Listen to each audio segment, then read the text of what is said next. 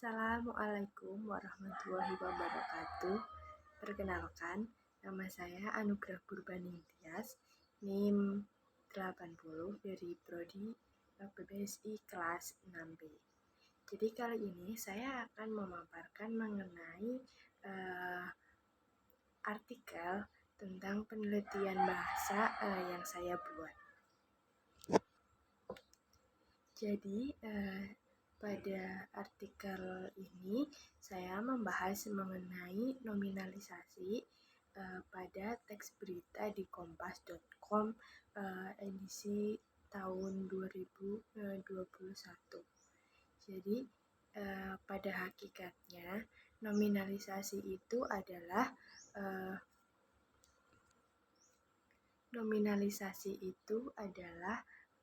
menurut Grida Laksana, proses pembentukan nomina yang berasal dari morfem atau kelas kata lain. Nominalisasi menjadi salah satu objek penelitian bahasa yang menarik karena senantiasa muncul dalam kehidupan sehari-hari, baik dalam ragam lisan maupun ragam tulisan. Namun kali ini saya akan membahas mengenai dalam nominalisasi di dalam ragam tulisan, yaitu di teks berita. Seperti itu.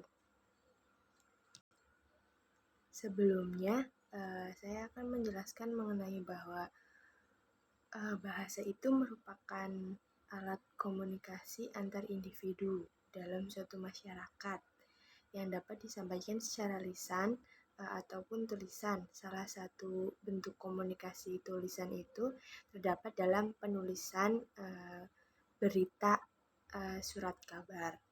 Lalu dalam penulisan surat kabar ini, efisiensi merupakan syarat yang harus dipenuhi jika hendak menulis berita yang baik. Efisiensi merupakan keseimbangan antara ekonomi atau penghematan kata dan kejelasan. Oleh sebab itu, kata-kata atau kalimat yang digunakan dalam penulisan berita surat kabar harus komunikatif dan hemat kata agar dapat dimengerti dan dipahami oleh para pembaca. Salah satu cara untuk menghemat kata tersebut dalam penulisan berita adalah dengan nominalisasi. Oleh sebab itu, saya menggunakan penelitian ini untuk dibahas di dalam artikel seperti itu. Di sini menjelaskan bahwa pentingnya nominalisasi dalam penulisan teks berita. Jadi nominalisasi ini terdapat di dalam ilmu morfologi.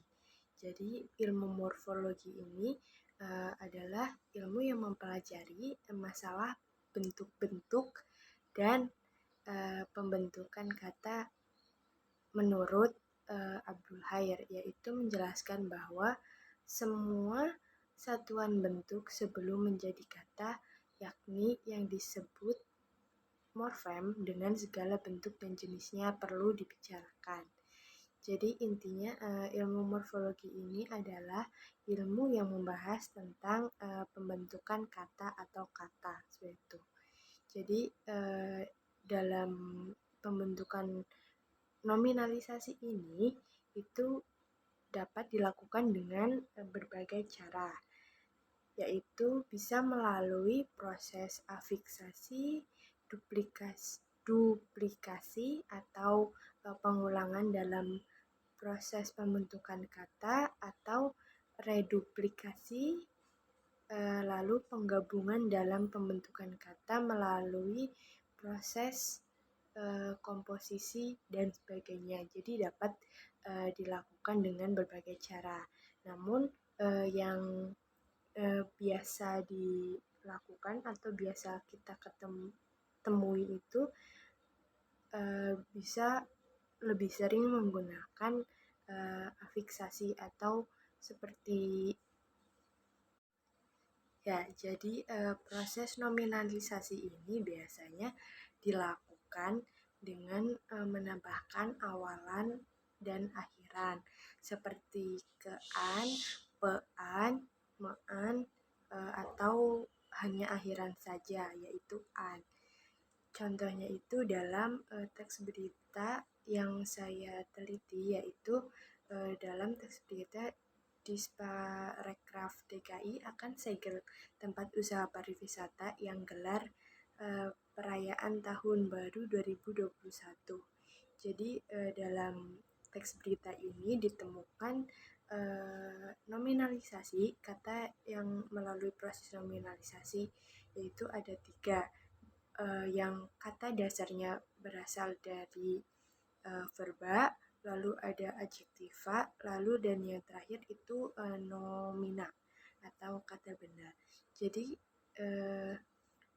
di teks berita ini dapat ditemukan bahwa kata yang mengalami proses nominalisasi dari bentuk verba yaitu ada contohnya itu kata menyelenggarakan dari kata dasar selenggara lalu mendapat imbuhan mengedankan menjadi menyelenggarakan lalu bergantian dari kata ganti mendapat imbuhan pe dan an menjadi pergantian.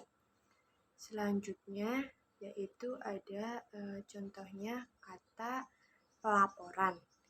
Dari kata dasar lapor mendapat imbuhan pe dan an menjadi pelaporan dan ditemukan itu sekitar 7 kata dalam teks berita ini. Lalu yang kedua itu yang berasal dari kata dasar adjektiva atau kata sifat lalu menjadi nomina, yaitu ada kegiatan. Dari kata dasar giat yang artinya rajin lalu mendapat imbuhan kean menjadi kegiatan. Lalu ada perayaan dari kata dasar raya menjadi mendapat imbuhan pean menjadi perayaan. Kemudian keramaian. Ramai mendapat imbuhan kean menjadi keramaian. Lalu ada ketentuan. Dari kata tentu mendapat imbuhan kean menjadi ketentuan. Dan yang terakhir itu ada kesehatan. Sehat mendapat imbuhan kean menjadi kesehatan. Dan yang terakhir itu yang kata dasarnya berupa nomina itu sendiri. Contohnya itu gabungan. Jadi berasal dari kata dasar gabung lalu mendapat akhiran an sehingga menjadi gabungan. Lalu pemilik. Pemilik dari kata dasar milik mendapat awalan pe lalu menjadi pemilik. Dan yang terakhir itu penanganan. Dari kata dasar tangan. Ia mendapat imbuhan pean dan kemudian sehingga menjadi penanganan. Tangannya itu lebur gitu. Ya, kurang lebihnya itu yang dapat saya jelaskan dalam artikel yang saya buat. Mohon maaf apabila ada kesalahan dan kekurangan. Wassalamualaikum warahmatullahi wabarakatuh.